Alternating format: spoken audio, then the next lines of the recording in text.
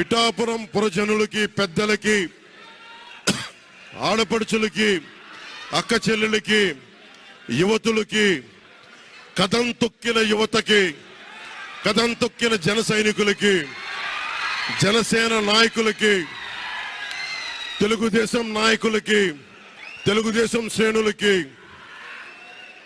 తెలుగుదేశం నాయకులు వర్మ గారికి, వారందరికీ కూడా నా ప్రత్యేక కృతజ్ఞతలు తెలియజేసుకుంటా ఉన్నాను. మీరు పిఠాపురంలో పవన్ కళ్యాణ్ గెలిపించలేదు. కేవలం పిఠాపురం ప్రజలు పవన్ కళ్యాణ్ ఒక్కడిని గెలిపించలేదు, 5 కోట్ల మంది ప్రజల్ని గెలిపించారు. మీరు